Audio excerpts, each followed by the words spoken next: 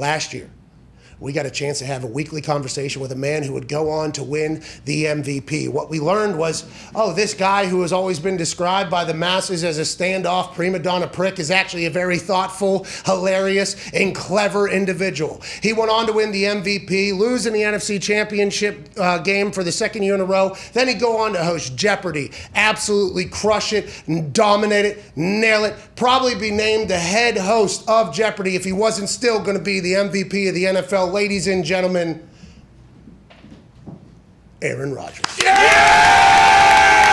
Yeah!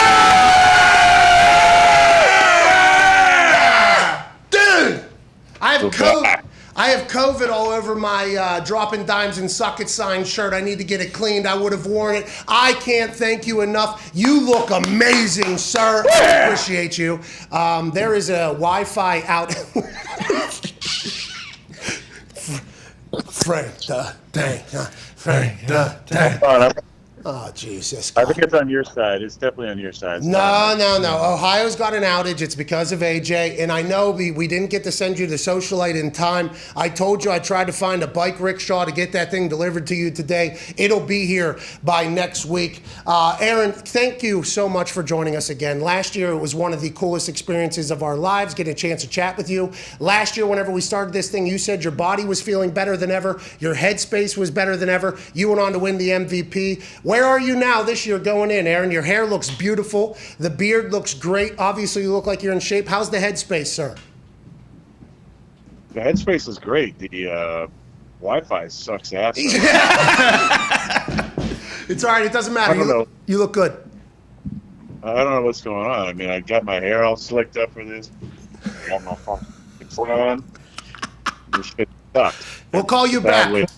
Let's call him back. We'll call you back, Aaron. Oh, man, I'm excited. We stumbled out of the gates there, Aaron Rodgers Tuesday. This is not a sign of season 2. No. I do not need anybody thinking like, oh, no, bad start, because that is not the case. It is actually feels like there's maybe a plot against us today. It does seem like that. Little bit. Take out Ohio, which is one of the big parts of the show. Yeah. The bike rickshaw, the pedicab couldn't get the socialite to Aaron Rodgers. I mean, it feels like the universe is maybe operating against us, but what the universe doesn't know is that this show has grit. This show is resilient. This show will continue to make magic because we get a chance to chat with a magic man. Ladies and gentlemen, joining us again, Green Bay Packers quarterback, reigning MVP of the NFL, could be the Jeopardy host if he wanted to be, the handsome, the incomparable, the clever Aaron Rodgers. Yeah! Yes, there we go. We're clear. Let's go. Hey. We're back. It's good to be back with you guys. I missed you guys. We missed you too. We missed you a lot, man. Nothing happened this offseason that would have been good to check in on. So I don't feel like you guys missed anything. Okay, quick question. Whenever you were deciding not to say anything ever through that entire process, how hard of a decision was that whenever some of the shit was coming out, you think? Was it very easy for you to be like, why are we talking right now? We have no idea how this is going to end. Was that the whole mindset? Because you probably said on your show you can't keep a fucking secret.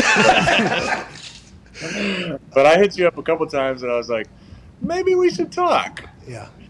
But it just didn't seem right the entire time because my motivation was never to slam the organization or the fan base or anybody specifically. I was just in contemplation and wanted to, take time to think about where I was at and what I wanted to do. I didn't want to get into, pissing match. You and that other scrub from WWE. Who always tried to you. I'm not going to mention his name. Yeah, please don't. Thank you. I just wanted it to be cordial. I love the organization. I've had a long time being here, and I didn't want to make it play out in public. Well, I appreciate that move, and I think we all did in the end whenever you gave your 35-minute press conference with one bottle of water. I mean, It was beautiful. It was like Bob Ross painting there. And by the end of it, everybody was like, oh, okay, so we understand completely why Aaron feels the way he does. And your entire message since then has been like, hey, I'm back. It's all football right now. How's the team? How do we feel? NFC Championship last year, that never gets talked about. Hell of a run. Only one team's going to win the Super Bowl. You guys were one of the final 4 left. What is the thought in the team and the locker room and everything like that? But Pat, it's been 2 years in a row. And still nobody cares. Unless you win a championship. Although I know Ty cares. I appreciate that. I do. Thanks, Ty. But Yeah, I mean, I think the field is good.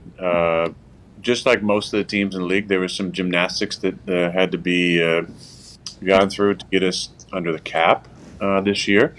Not every team had to deal with that, but a lot of teams who have a chance to win it all. There's been some constraints with that. There's a lot of unknowns moving in the future, so I think everybody's just focusing on this year and the guys that we got, and I think there's a consensus that we got a really good opportunity to put ourselves in that position again, like we have been the last couple of years. So there's a lot of positivity around the squad.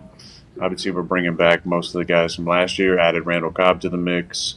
So you feel really good about our team. We got to get through the first 6. It looks like without another friend of the show, not as big of a friend as maybe me, but David Bakhtiari, who has become a better gifter. As we've seen. Yeah, the golf cart was awesome. But we'll get through these 6 and then look forward to getting them back.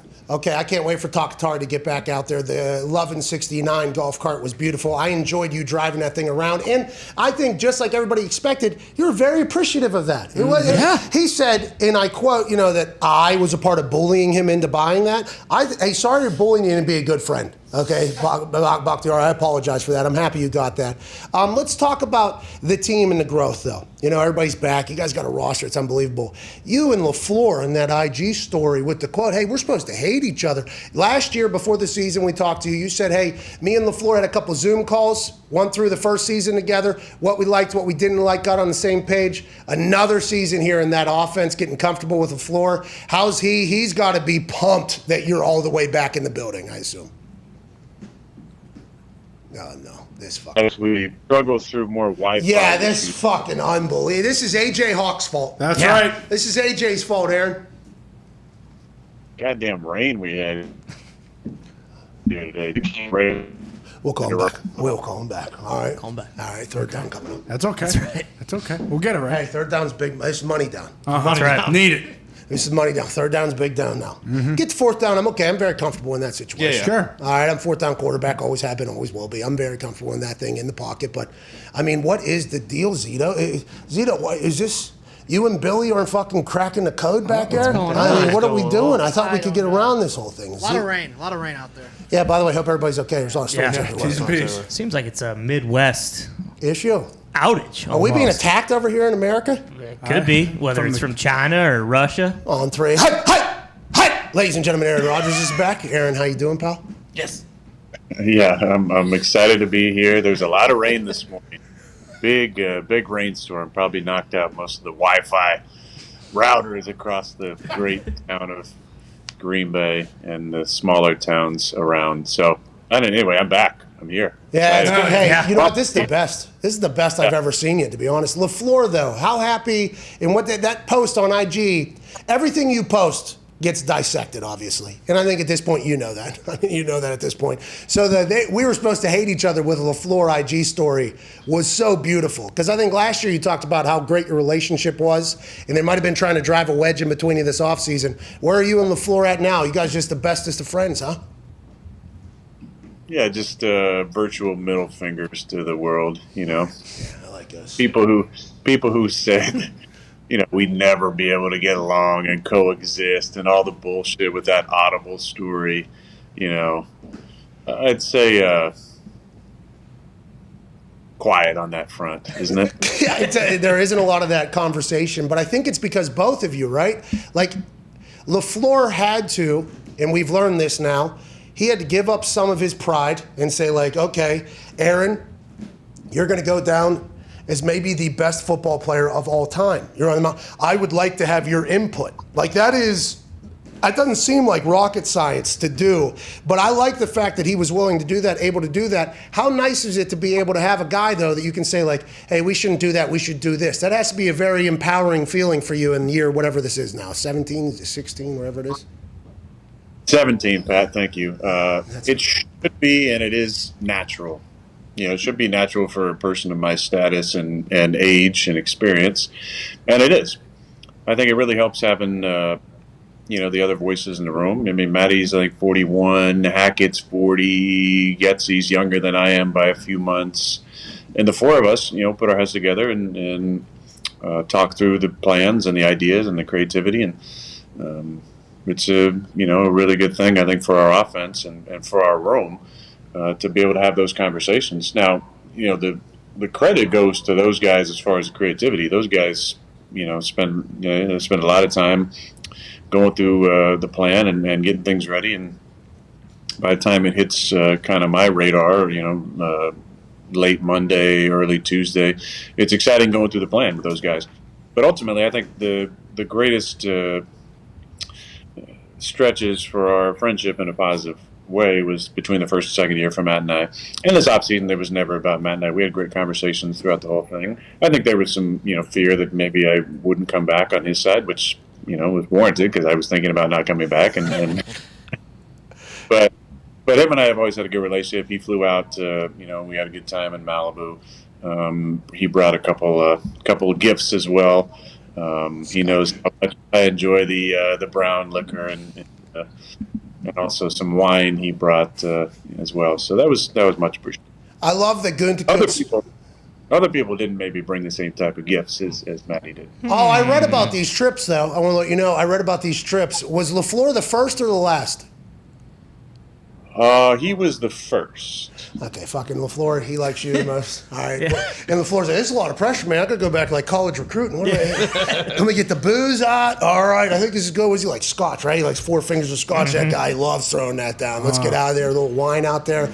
That's awesome, man. I'm happy to hear that your two relationship is so good because if I do recall, one of the people that was potentially involved in the whole thing said, hey, you don't be the fucking problem here. And it turns out LaFleur was like, oh, he's not the problem. Hey, he's the answer, actually. Yeah, this is good news. Go ahead, Ty. Aaron, wouldn't want you to throw. Let me just respond to that. That never fucking happened again. I think I've mentioned that on this show, but that never happened.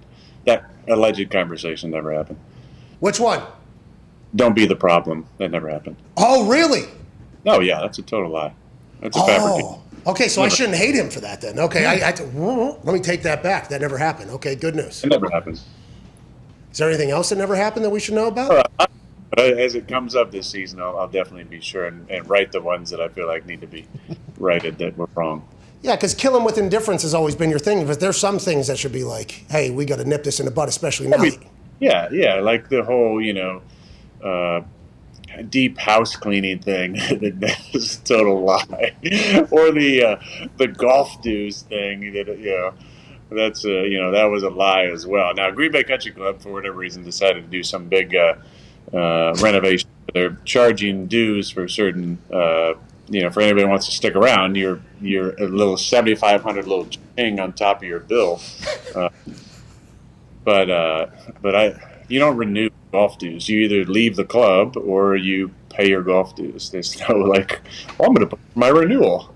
Oh, you must be coming back. That never happened. Yeah, it's an auto pay situation. And I think that was our immediate response because I've been charged at 3 different country clubs around Indiana because I became a member because I just wanted to golf on one particular day and I've never golfed there ever again. And I'm still paying for whatever fucking food they're adding to their every single time. So it was a little bit of a nightmare. All right, it was a little bit of a nightmare.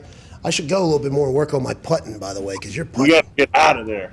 Yeah, hot. Got to get out. Got to call him. Hey, don't be taking in $7,500, by the way. I ain't fucking doing it anymore. I golf in Montana with Bryson DeChambeau. All right, that's all I do. Go ahead, Ty. Aaron, wouldn't want you to throw any dirt on anyone or take any pot shots, but we saw from training camp, you standing next to Gutekunst and not really Mark Murphy, but I know myself and a lot of fans were hoping that one of those days maybe you'd just throw a seed right through both those fuckers' chests. Notwithstanding, do you feel like as you guys got down to the 53, like were things different this year? Do you feel like your voice was heard a little bit more? That's a good question, Ty. You're full of great questions. Appreciate that. Some things never change. I don't want to get into the depth of the conversations or the actual conversations too much. I just feel like some things need to be left where they're at. I will say that there has been better communication than in years past. I think that was understood by all parties involved that was kind of needed moving forward to have a chance to keep this thing rolling.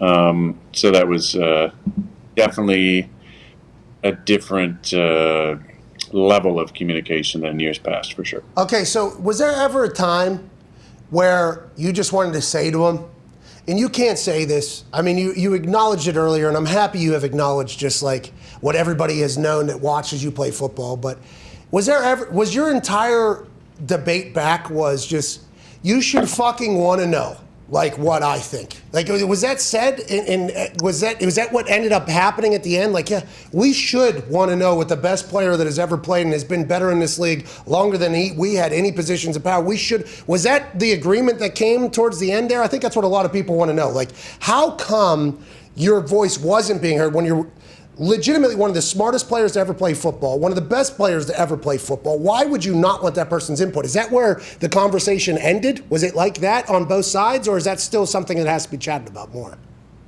Well, Pat, I think you have to understand that it's not necessarily that anybody is extremely wrong in the situation. There's in all parts of society, at times, people do things because they've always done them, right?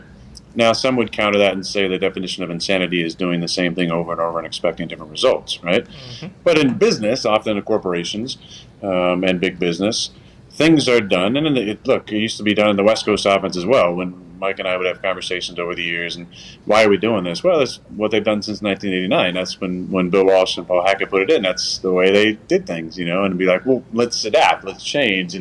And to Mike's credit, he had the second iteration of the West Coast offense, and we adjusted and did different things that the original West Coast offense wasn't doing. And my point of saying that is, in business, a lot of times you do things a certain way because they've always been done a certain way, or you've been modeled how things should work or operate, and that's what you learn. That's how you grow up in the system.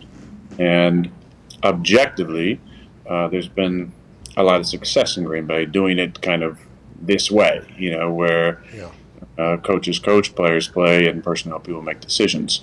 They've also been fortunate to have some pretty good quarterback play over the last 31 years-ish, starting. So for me, it was just wanting to have a bigger impact in decisions that directly affect my job, that I feel like I'm competent enough to communicate about, that I know. Nobody knows the locker room better than I do. Nobody has been, around this place in a position of influence longer than I have. And I mean influence, I've been starting now for 14 years. So nobody knows the product like I do on the field. And that gives me a perspective that I feel like adds, not dominates, but adds to a conversation when you're talking about players or decisions that directly impact the product on the field. And that was my thing the entire time. I believe for the majority of the offseason, there was an unwillingness to budge or to have those conversations. But you never know. I believe in the possibility for people to change and grow, and it just takes small, minor adjustments in habits. Habits take, on average, scientifically, I read this, about 3 weeks to fully kind of lock in your brain and change. And so I always feel like that I'm 3 weeks away from an epiphany or a major life change or an adjustment that's going to positively impact my life. And everybody who is in a position of influence here in Green Bay is 3 weeks away from that as well. You're so fucking good, dude. Why would you not want this human's opinions? I have no idea. It makes no sense to me. But it's nice to hear that you have, gotten potentially to a point where you have enough self-respect where you say, my opinion should matter here. All right, I've made a lot of people a lot of money here. We've won a lot. I've had a lot of success. I love this place. I love this place. You told us long before this entire thing happened, I want to retire a Green Bay Packer. I take a lot of pride in being a Packer. And for a California kid in the middle of Green Bay with everything, I mean, it is just, I'm happy that we're maybe getting closer and closer to that happening, because I think everybody wants to see you have the same opportunities as anybody else that has ever been at your level in the game. I can't wait for it, and I thank you for your time. Go ahead, Diggs. Aaron, Tom Brady earlier in the season and now today was complaining about the defense at any position being able to wear any number basically that they want. And Tom said, no, he didn't actually say this, but Tom basically said, I don't know who's the mic anymore. No, that's not what he said. That's not what Tom was saying. Is that an issue that all quarterbacks around the league are thinking about, or just Tom? I'm not going to leave Tom out to dry with this one. I think it is interesting to see the number changes. It's been obviously easier to figure out specific players and their roles. But I think this will be just a week one thing where you have different guys wearing maybe single digit numbers who are defensive players and figuring out what exactly their role is. Are they a dime safety, or are they a nickel, or, are they going to be a in the box player or an out of the box player? As we get into the season, this will kind of all shake itself out. I do think it is interesting that they allow for self expression now more through your number, but not with this bizarre tightening around whatever taunting is. You saw it a few years ago with the celebration crackdown. The No Fun League kind of reared its head. Now you've seen a lot more celebrations and, full team celebrations after turnovers or touchdowns. And I think the fans and the players definitely like that. The taunting thing, I think it'll be interesting to see how it's refereed. I don't believe it's an objective call. There's a lot of subjectivity in this, and I don't think it should be reffed objectively. I do want to comment on one thing I did see that Tom mentioned in somebody sent me this clip in a roundtable. It looked like with some other teammates of his. He was talking about the difficulty in defenses playing and referring to throws over the middle and throws into tight windows. And the difference when he first got in the league, and I'm going to put myself just a few years behind him, when I first got in the league as well, the way that the game was played is much different than it is today, with crossing routes not being as big of a thing. Kind of coming out of the West Coast offense in the 80s and 90s, the adjustment to that was having your linebackers, just hit the shit out of those crossers. Kill them. Yeah, to avoid from feeling so comfortable running over the middle. And also, you've seen that's out of the game now. And also, balls down the middle. You just didn't throw a lot of throws down the middle against single high safety, even against too high, unless you could throw them on a line, because you didn't want to lay your guy out to dry. And there was headhunter safeties in the league who are going to make you pay if you had your guy extended over the middle, his hands up or something. Hospital ball. Totally. And I do agree with Tom in that I do think it dumbs down the play a little bit because there's not accountability for bad throws like it used to be. So I thought that was really interesting. Is that something you think about? Is that something you think about, by the way, when you're throwing somebody down the middle now? Because with the emergence of these rules, the tight ends have grown. Like the tight end game has gotten massive now. And Big Bob Tunyon, obviously, Big Dog also there. Is that something like you had to change your mind? Like, oh, I can let this one fly a little bit down the middle because if not, it's maybe an added 15. They can't really. Was that a change that you had to make in your mindset in the game? I don't know if I'm even there yet. I really don't. I think a quarterback, and I bet Tom would probably agree with this statement, but my greatest fear forever was laying one of your teammates out. Like the last thing you want to do is lead a guy into a big hit that causes him to, get concussed or, God forbid, not being able to get off the field on his own power.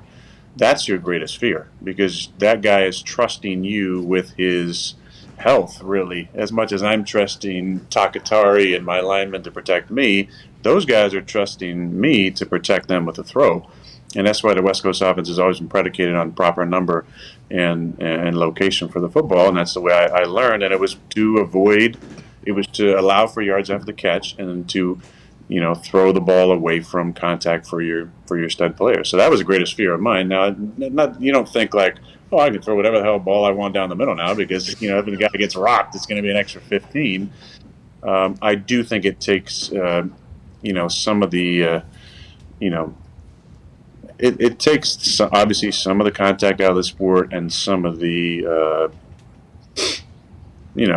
consequences for poor decision making off the quarterback and onto the defensive player, which I think is very difficult now to play defense at certain positions and certain parts of the game. But you'll take advantage of it if you have to, because that's a fucking game. Hate to break it to you. Sorry about it. But I do like the fact that you came out in defense of him, because a lot of people were saying, oh, here's Tom bitching, here's Tom bitching. It's like, no, I think this is a real thing. And anytime... Let me he's not bitching. He's not bitching. He's actually talking about how, he thinks the product is less than it was, and I would have to agree with that. If you're allowed to just throw some shitty passes down the middle because your guy's not going to get rocked and you're not going to put your guy in a stretcher, I think that dumbs down the product a little bit. And I do think it is hard to play defense. You watch certain guys, and I've told guys before, and I think defensive guys would back me up when the conversations we've had on the field. I'm not begging for, roughing the pass calls. I might get pissed about what seems to be a illegal contact, a holding, a pass interference, but I'm not bitching about about roughing the passer calls. I don't get a lot of them, and I'm not asking for them. I'm not asking for rules to be made or anything. I'm asking to be treated as a football player. If a guy drills me in the head, that should be a penalty. Yeah, and I think the NFL, by the way, I think and we talked about this earlier, the fact that you can play another 8 to 10 years, no problem, by the way. I think the NFL takes a victory lap on that because now Tom's able to play, you're able to play a lot longer because that's what they were making the rules because we needed to have our big guys playing. So I think there's a happy balance there, but I appreciate the fact that you and Tom, the two, hey, here it is, by the way, and we're living in the middle of it right now, and we are for the foreseeable future. Anytime you two speak, I think it's great. I think it's better for the game, so I appreciate you both there. We have a question from Ohio, a man who just got his internet back, I believe. Ladies and gentlemen, AJ Hawk, your question for Aaron Rodgers. AJ! Yeah! AJ! Let's go, dude! Good to be with you guys. Good to see you, Aaron. You're looking great. Your hair looks good, obviously. Now, you were talking. This has been a great talk. You didn't have to bring me in, Pat. I thought you were doing a great job. But No. So, as far as the taunting rule, are you scared to give the belt now? Let's say 3rd and 7. You scramble for 8. Can you give the belt? And do you have to make sure that your pelvic region is pointed away from the defender that may have pushed you out of bounds? I think you just got to go light on the thrusting, maybe. When the refs came and tried to explain it, it was all about the direction of the separation. So I don't know, degree-wise, if you're facing the guy directly and maybe eye to eye, then you got to be really careful, I guess. But if you're slightly offset, then I think you're going to be okay. I mean, like I said, it'll be interesting to see how this gets refereed because, you're talking about, the trash talking, and Pat, Age, it's not what it was back in the day. I mean, back in the day, there were like some legitimate trash talkers in the league who really got after you every snap, every play. It's not the same type of trash talking. It's guys getting hyped about a certain play. I don't know. I don't want to see the hype and the excitement taken out of the league. Ever. Though, like I told the rest, we're in the conversation.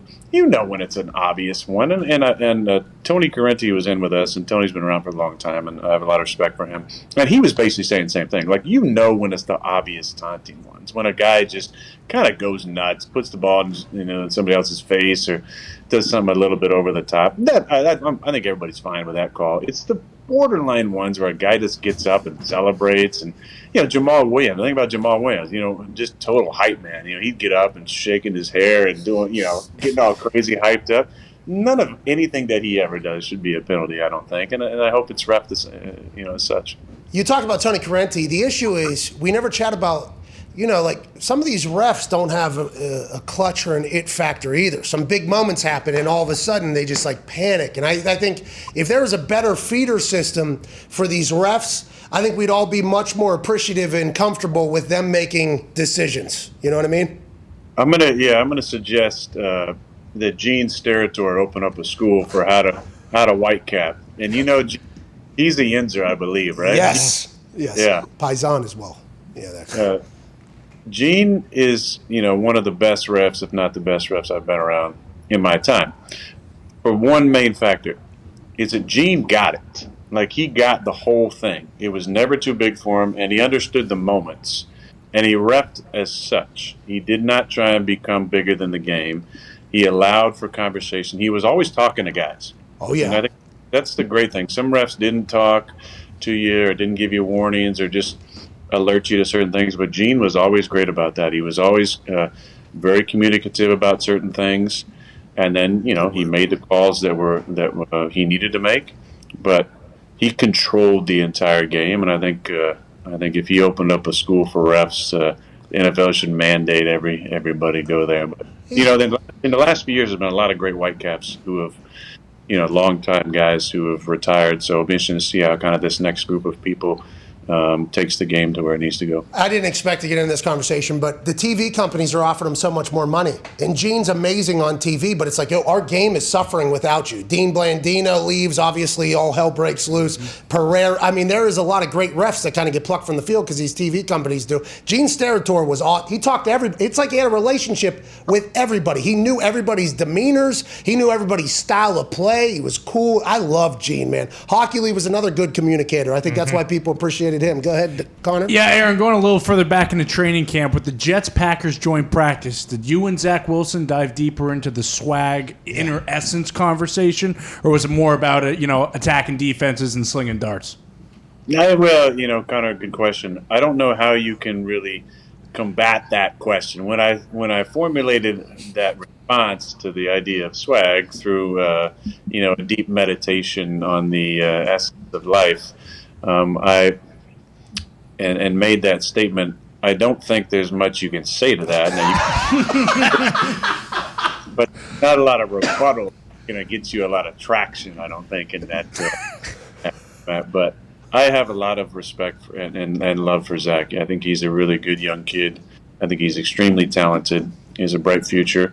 I think, he just has to get through these first couple years where it's tough as a young player on a team that still needs some pieces, to deal with the ups and downs of frustrations and the high points. And I think he mentally and dispositionally, he has exactly what you'd want for a young team. He's got a great coach in Sala. A lot of respect for him. Love hanging out with Matt's younger brother, Mike LaFleur, who's the offensive coordinator.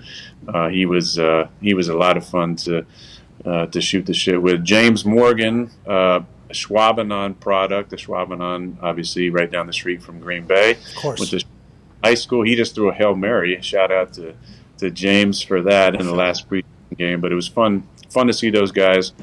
And luckily, we only had a couple big fights, and less after Gerard Davis got an injury in practice. Hey, with guys like Zach Wilson and all these young studs that are coming in and going to play as rookies, what's the toughest thing for them to get to figure out? I guess obviously the situation counts. Like Mac Jones seems to be in a pretty good situation; he's playing well. But what's the toughest thing, I guess, for a guy coming in day one and starting? Well, I think it's the team around you for sure. The expectation is going to be so high, obviously, based on where you're picked or playing. But so much of your early success is predicated on the guys around you.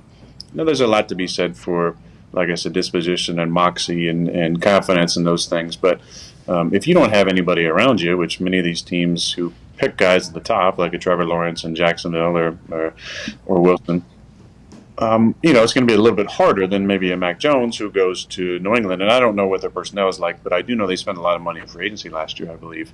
So you would think that possibly they might have a few more pieces.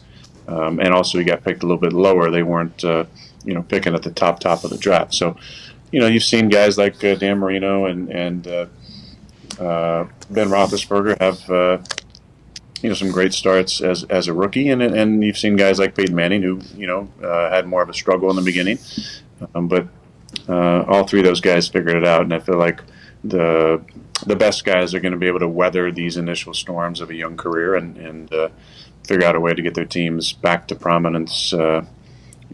Teams that picked really high in the draft. I have no idea how the world let you sit on the bench for 3 years in Green Bay, whatever.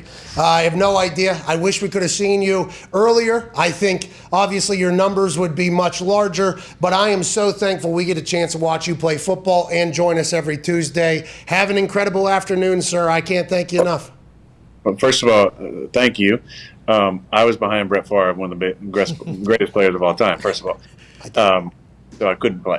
And it was a different time where you draft a guy and it was okay to sit. Now it's not okay to do that. But I do want to finish this because you do say it's Aaron Rodgers Tuesdays, not Aaron Rodgers coming on the Pat McAfee and AJ Hawk show or whatever.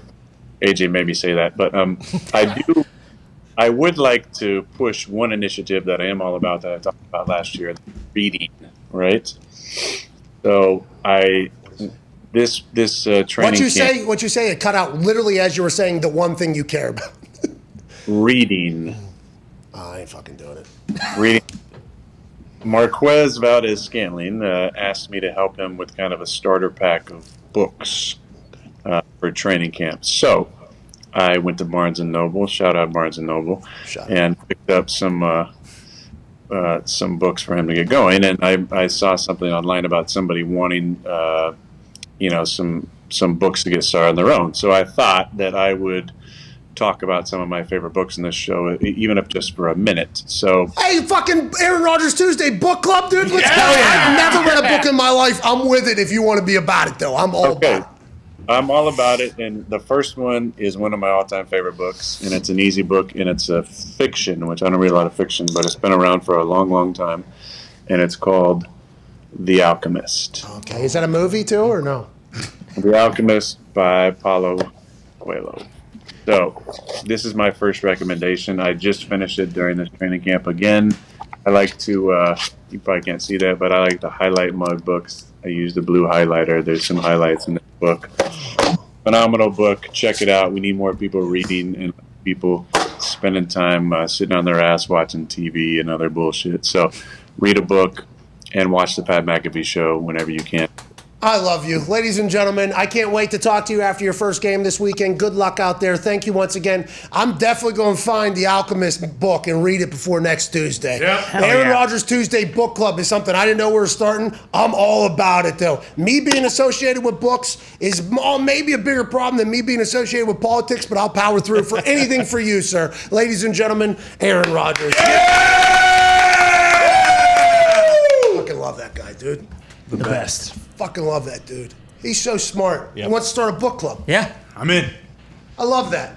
I mean, You're definitely going to read. You're going to read it, right? For there's sure. zero chance I read any of the books he talks about, but I will act enthused about them because Ty will read them and let me know what happened in the books. I just said yesterday I've been reading more. So, I mean, perfect. That Brain. one looks quick and easy. Nah, I don't think so. There was. A lot of pages. What do you think? Is that's at least what 7,000 scrolls on Twitter? Oh, yeah. I can't do it on there. That's how I judge things. How many scrolls on the Twitter timeline is this book? And if they say more than 5,000, I say I can't do it. Sorry.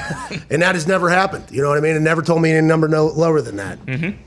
I didn't even read Berenstain Bears as a kid. Oh, you'd love them. It's good. That's what I heard, but I didn't fucking do it. I love that Aaron, though, wants to push it. That's a good initiative. And it's week 1 of the NFL season, and Aaron Rodgers Tuesday is all the way back. Hell yeah. Last year was amazing to chat with Aaron each week, but some would say it was a bit underrated, right? Yeah. A little bit. Well, no awards. Nope. No, not one. Good point. Undervalued, underappreciated out there on the internet and beyond. That's why this year we have a surprise. Aaron Rodgers Tuesdays, officially presented by State Farm. Wow! Hey, this is a big fucking deal, by the way. State Farm is a big company. Yeah. This is not something that's normal. This is an old school blue chip company getting into the internet world. I can't thank State Farm enough. Obviously, Aaron Rodgers enough as well. Let's change this song. I mean, this goes hard as shit, but I do appreciate that. But it's real.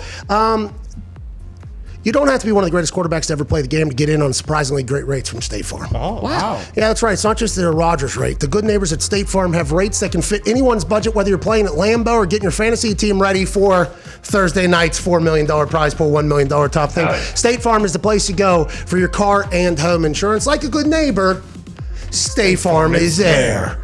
Get a quote today. Shout to State Farm. They should not be sponsoring this show. The fact that they are, we are very thankful. Thank you, State Farm. I'm going to move my shit to State Farm. You should. Congrats to them. They're going to get a reoccurring check forever, and I will never call them because it's normally just much cheaper to take care of it yourself. That's right. But I appreciate the fact that they invested in us and in this show. So shout out to State Farm. You're the fucking best. Like a good neighbor, State Farm is there.